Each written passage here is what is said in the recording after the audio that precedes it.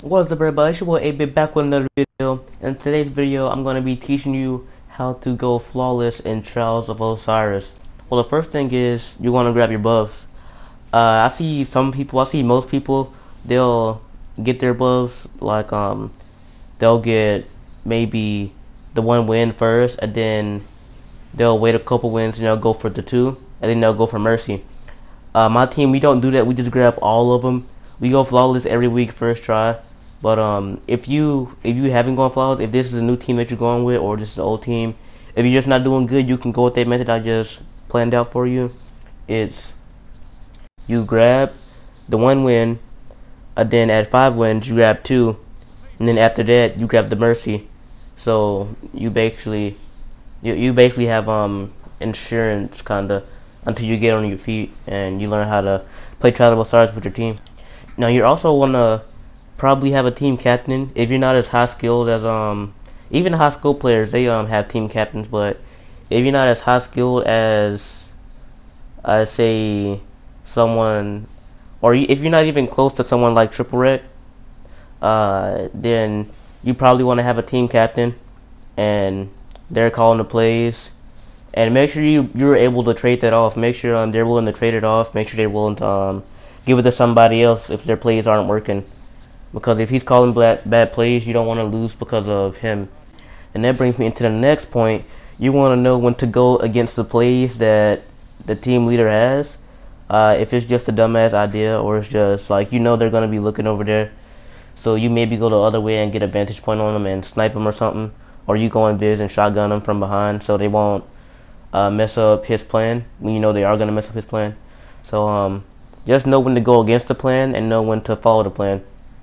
Because sometimes not following the plan when you should follow the plan could get you killed, or when you follow the plan, it could get you killed. The next thing is team shooting and tossing grenades at the same time. You don't want to use all your grenades at the same time because that'll be a big waste of nades. Even if you have a second nade, you still wasted a nade that you could have used to win the game. So what you want to do is have one guy. If it's a hunter if he's a hunter and he's a blade dancer, you want to have him throw the arc bolt and have on lucky raspberry. So if he tosses that, if he gets a hit, he should say hit, and then after you hear hit and the other guy hears hit, y'all toss y'all grenades so they can either run away. If it's an axiom bolt, that's really they're in a bad position because they can either run away and get shot by your thorn or hawkmoon, whatever you're using. They can run away, get shot, or they can stay behind there and die.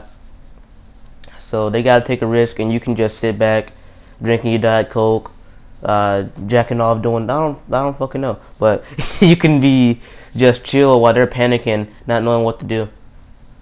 Now the next thing is map control.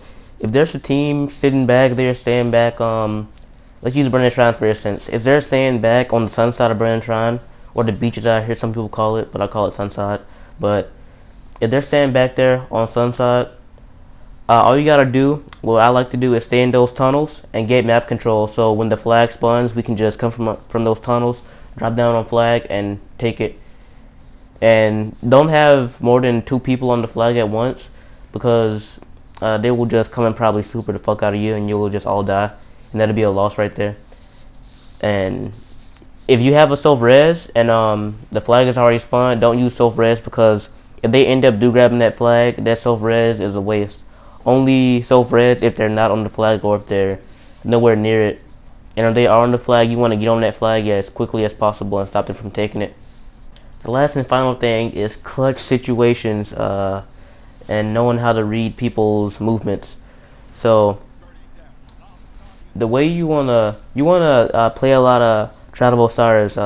If you're with a new team and you're bad, if you're a new team or an old team and y'all just doing bad, you wanna just go into tradable stars, no buffs, no nothing, and you just wanna practice and study people's movements, study what they like to do, because what one team is doing, most likely the other teams are doing. There's not much you can do on a single map. So when there's one map for tradable stars, just know what routes they're gonna take and know when they're gonna take them, just by playing other teams, just by having that intuition and just knowing what to do and when. Now, this is one of the clutches that I had from last week's Trials of Osiris, and I see both of my teammates are dead, so they're gonna bum rush the hell out of me. Now, this is another example of knowing when to throw your grenades. I threw my grenade preemptively because I knew that they were going for the res, and I wanted to have some damage on at least one of them to finish them off and pick off the other two. And this right here is exactly why I tell my team not to rush when we get 2 down. And another thing, you want to also use your vertical space. But yeah, I hope you guys did enjoy this video. Hope you learned something from it. Hope you go flawless next week, and I will see you in the next video. Peace.